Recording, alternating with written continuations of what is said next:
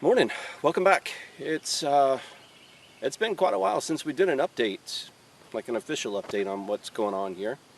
I think the last one that I did was right around Christmas, maybe a little bit after, somewhere in that vicinity.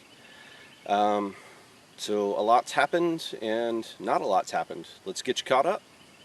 So first major change on the farm is in March. I left my full-time desk job of 13 years and came here to work on the farm full-time. So we had gotten to a point with the projects and with everything that there was to be done to develop the new property that 4 hours on a Sunday afternoon when everything else was done was just not enough to get the work done. And if I wanted to pursue my dream, I was going to have to make the commitment. I was going to have to take the leap, make the jump. And with the support of my wife and a lot of great friends and amazing people from everywhere. The support that I've received, not just verbal but physical and gifts of labor and things like that, have been incredible. Things have just come into our lives to help the entire process along as much as possible. So I guess with that we can show you the biggest change right off the bat. So here we go, take a look. Turn you around real quick. And there we have it. 35 by 48 greenhouse going up. So as some of you may know, the bones of the greenhouse were gifted to me about 2 years ago. A really great friend called and said, hey, we've got this greenhouse that we need to take down, and if you want it, you're welcome to it. You just have to come take it apart and take it home. So we did. A group of us spent a weekend tearing it down. We stuck it in the U-Haul truck and drove it home. And it's been sitting on some boards and blocks in the front yard for almost 2 years now. We have installed the risers. We got those from Seeger's Fence Company down in Newport. Thank you guys for helping out. Our daytime labor, Kevin, he's a retired Marine, has been helping us out a lot so far this spring. He and I put the bows on with the help of a neighbor's tractor. We did not catch any of that on video. We're more focused on work. But we got the bows up, the purlins have gone up. You can see that the wind structures are not quite finished yet.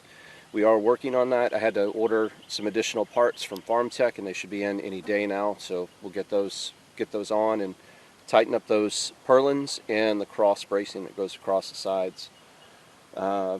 We have the pieces along the sides to install the polycarbonate panel, and that'll be going up this week. One of the other things we need to do is shave just a little bit of the pad off the left hand side and move it to the right, just to level that out just a little bit. And then we are going to put about 2 inches of rock across the whole thing, and that should kind of solidify the floor for us. That way it's permeable but not heat holding. You know, the black fabric that we use in the other hydroponic greenhouse really does pull in a lot of heat during the summer. So we're hoping crushed concrete, even though it is rock, won't be as bad. The roof will be a double panel this time. It'll have 2 layers of poly on top of it, and with a fan blower blowing in it. The end walls will be like a clear plastic, and those are going up. We have all the pieces for it, we just have to assemble it, and that's going to take a little bit of time. But we have a bunch more to do for the updates, so let's move on with that. So what you can see behind me here is some kale and broccoli and cabbage. They're covered up by bug netting. It's not just for bugs, but to help keep the deer off of it while it gets, up and going. So this is a part of the plot that we're building up front. Phase 1 of development is kind of what I'm calling it. We had to redesign our plans a little bit from the way we wanted to build this out, and we're going to do it in 3 phases now. Phase 1 is almost complete. I'll start working on phase 2 almost immediately so I can try and have it ready for the fall. Phase 3 will be in the summer of 25, I think. And I'm going to try and hurry this up because there's rain coming in. But we've got some beds going here. The compost came from Wilmington Compost Company. Thank you guys. The wood chips came from Temple's Farm. They've been great about getting them delivered to us on time so we can get stuff built out. And let's get you turned around real quick. Over here you can see the high tunnel that we put up. Kevin and I built that back in January, I think it was. And immediately next to that is the next plot that we're building that is lined out for another high tunnel. The rows are already marked out, the corners are already marked out. We're just waiting on NRCS to approve our tunnels, and we'll have another one to put over there. Thank you for the rain. I'm a little late this morning. But you can see more compost beds built in, more wood chips put in. We'll be planting this probably this week. It depends on what our rain forecast looks like. We still don't have any water over here, so that's kind of an issue. And we're going to pick up from someplace else in just a second.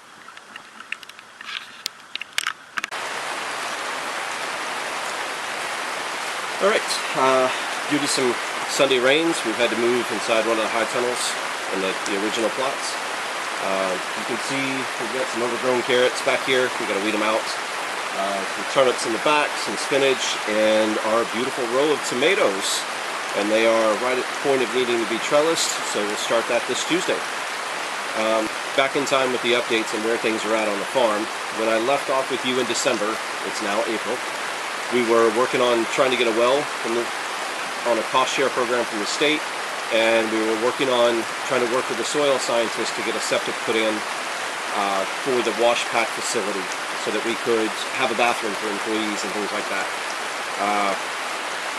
We are still not at the point of getting water in the form of a well. We have built around 20 bed rows, and we've started the construction on the greenhouse. So at this point, we're going to give the Soil Conservation a call and have them come out and do a rough assessment to determine whether they think we have a need now, whereas we did not 4 months ago. We've got some potatoes planted, we've got squash planted, some cabbage planted, some kale planted. So we have things growing over there, and we are working on phase 1, 2, and 3 of development. We're on the list with the NRCS to hopefully get some high tunnels this year. So we're working on that. And I think we're now in a better position for them to say, yes, we'll help you. I think, I hope, don't know yet. The septic, that was a nightmare all the way around. So we had the county come out, and they assessed back in October and said, no, your land doesn't perk, there's not enough topsoil, you can't do a mound, and traditional systems aren't going to work. Okay, we kind of expected that. The mound was a surprise, but the rest of it we expected. So they gave us a list of soil scientists, and they said, call these people and have one of them come out and see if they can engineer a system that will work with your property. So we contacted a local engineer out of Moorhead that came recommended by someone in the industry. And so we contacted him in October, and we contacted him in November, and he said, I am slam busy and I can't talk to you until January. Like I'm not even booking work until January. Okay, I'll give you a call in January. I am generally willing to wait for quality. If I know that somebody is good at what they do, I'll wait for them in order to get the best person for the job.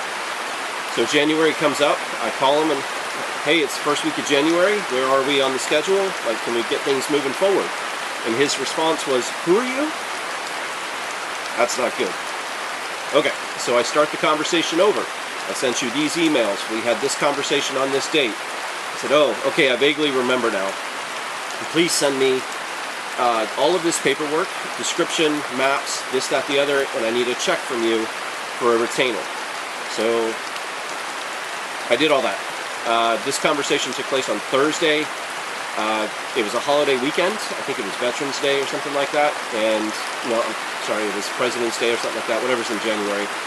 And so I couldn't get to the bank until Tuesday. I got the draft, put it in the mail, and sent it. And in our area, from where I'm at to the next town over where he's at, mail takes like 2 days. So I know it was in his box no later than Friday morning. Friday at lunch.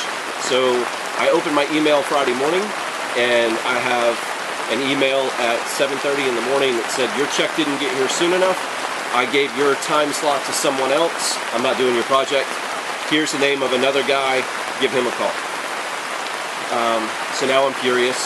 I have to fight with him to get my check sent back, and the person that he recommended that I call took one look at our paperwork and said the job can't be done, and basically hung up after that. He wasn't even interested in talking. I've talked to other people since then that say it can be done. He just didn't want to do the work. It's going to take some kind of 4-month time study of groundwater surface, or groundwater elevation as opposed to the surface. I'm not super educated on this, but they said it could be done. It's going to cost time and money. And at this point, we have enough other projects going on, we have enough other stuff going on, that I didn't want to wait anymore. I put the whole project on the shelf. The wash pack facility, the loan package for FSA is kind of daunting for me. I just put the whole thing on a shelf. That will be a 25, either winter. Okay, we had to change locations a little bit. The rain was coming in pretty heavy inside the high tunnel and couldn't hear anything, so I just waited for it to pass. And you're probably going to hear the rooster firing off, so enjoy. But to catch things up with where we were, the first soil scientist had completely blown it and basically just shoved us off for another job. The second guy took a look at the report and said it can't be done, and in talking with others subsequently, it leads me to believe he just didn't want to do the work. It takes a study of groundwater table that lasts a couple months in order to figure out which kind of system to build, and it takes time and it takes effort, and it didn't sound like the second guy wanted to put in the effort. So we just tabled the whole concept. The wash pack facility went on the shelf for the 2024 year. We'll take another look at it in the winter. Going into 25, we need to submit some paperwork for an FSA loan application in order to build the wash pack facility, and that's going to take quite a bit of time to assemble that. A lot of their paperwork is designed around commodity farms and how many acres of soybeans do you produce, or how many acres of tobacco or corn do you produce. We work on less than 1 acre, and to say that we produce X number of tons of arugula off of X number of acres doesn't really fit our format. I mean, you can see behind me, we work in 50-foot rows that are 30 inches wide. They're 150 square feet. They're not an acre. With that said, it's that whole project with everything else that we had going on, I just kind of read the signs and said, we're going to stop this for now. So we put a thumbtack in it, we put it to the side. As much as we wanted to expand the microgreen operation as far as being able to process and pack and whatnot, and pursue a GAP certification, that's going to have to wait just a little bit longer. It's kind of been the name of this entire process of developing the farm, is wait. With that said, though, we have made tremendous progress in a lot of other areas, and I think we're ready to call and have our need for a well reevaluated. We should be finding out about the NRCS tunnels here anytime. Funding usually gets released sometime in April or May. You can see over my shoulder we've got different stuff growing. All 3 of our original plots are fully planted and up and going. We have some ginger that's getting started in the hoop house. We're hoping to be transplanting that in the next 3 weeks, maybe 4, and have a new run of that for this fall. We're not doing anything too unique this year. We're not doing any turmeric or galangal or anything like that. Just too much going on the farm as far as change to try and relearn new processes and things like that, or methods of growing for different stuff. We have a lot of space next door, and one of the bed plots that I've got set aside is actually entirely for long season crops like that. So we'll run X number of feet of ginger, X number of feet of turmeric, and X number of feet of galangal. I'm also planting an asparagus bed. Obviously it's going to take a couple years to come to fruition, but we would like to set aside one very long run for asparagus and plant maybe an early, mid, and late season variety in that long run, and maybe have it just be a border row down the edge of the plot or something like that. But that's one of our goals, is to run a very long asparagus bed. There's a lot of demand for it, but because it takes so long to grow, not many people mess with it. And I'm hoping to be able to put those crowns in very short order. Probably be 2 years before it's ready. It's just kind of how asparagus goes. But anyway, that's some long-term plans. Let's see, what else have we got going on? We're looking at changing insurance agents, switching from the one we have inside the same company, just changing agents. We not really liking the one that we have at the moment, so we'll be changing gears on that. Makes all the difference in the world when you're spending that kind of money on something to make sure that the people that you're purchasing from understand what you need, and tell you what products they have.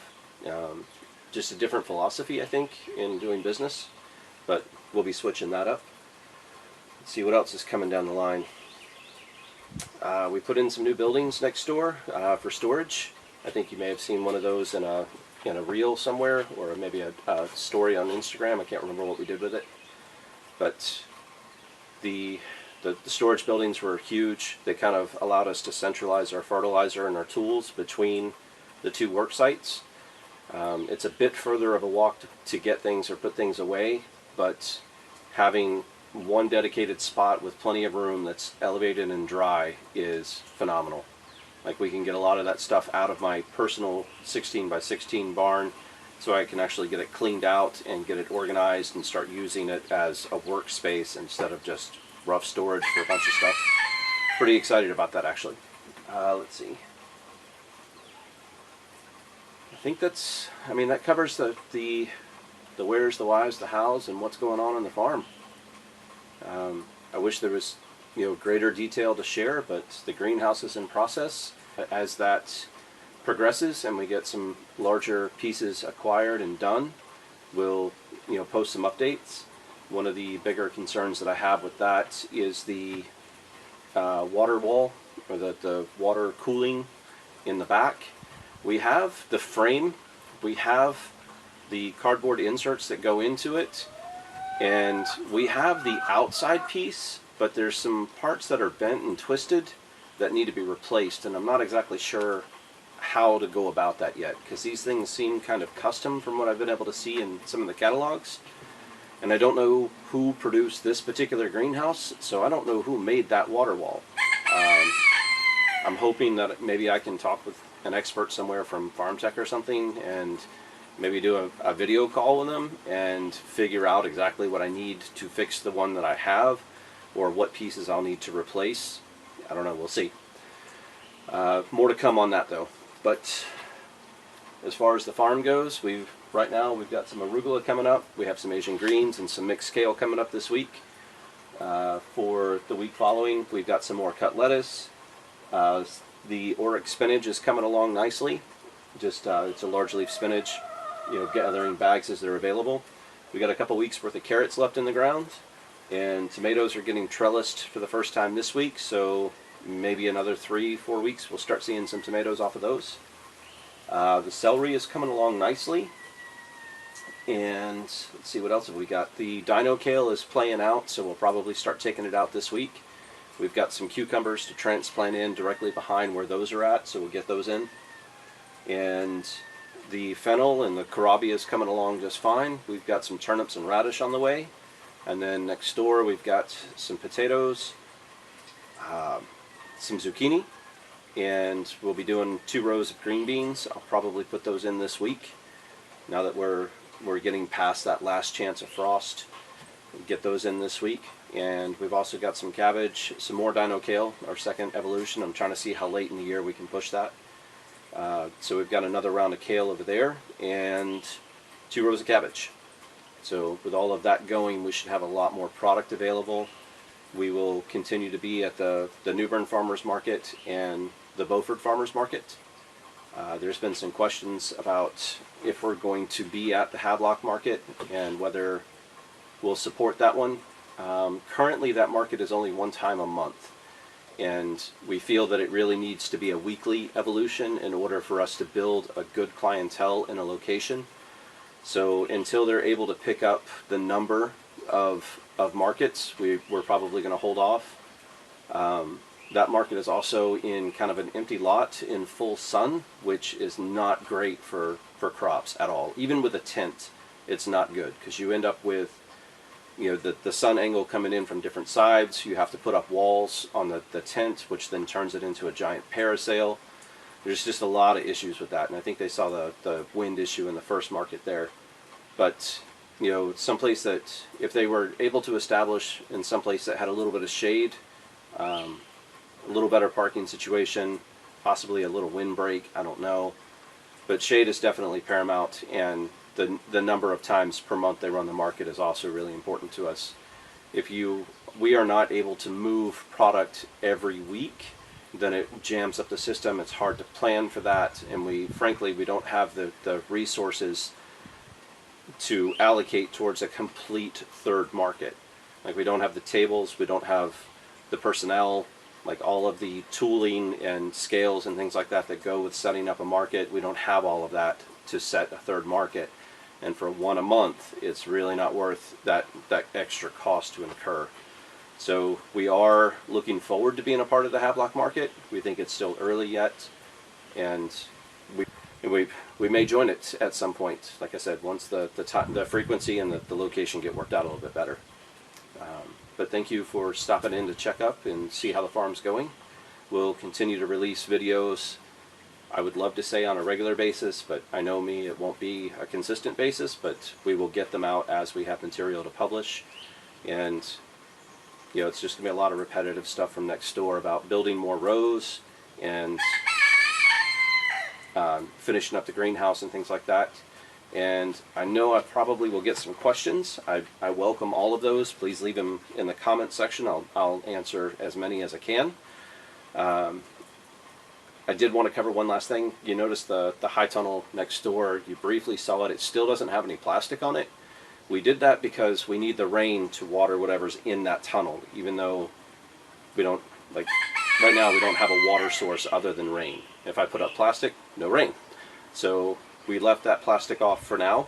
As soon as we have a water source, we'll pull plastic on that tunnel and treat it like a normal season extension tunnel.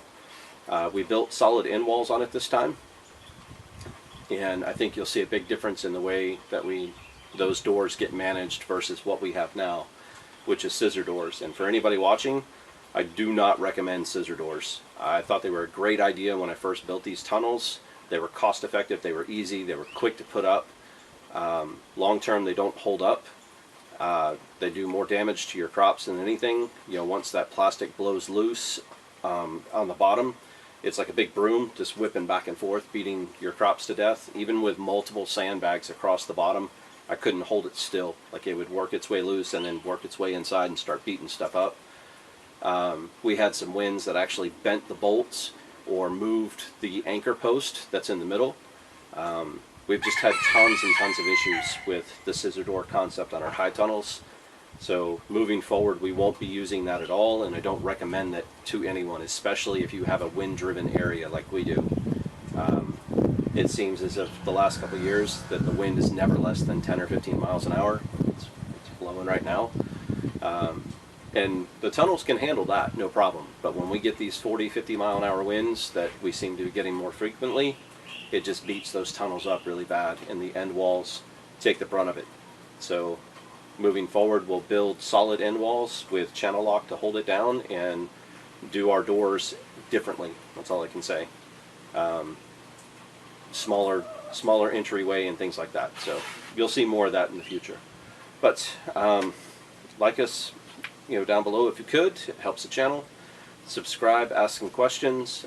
We're happy to interact, and we look forward to seeing you in the future.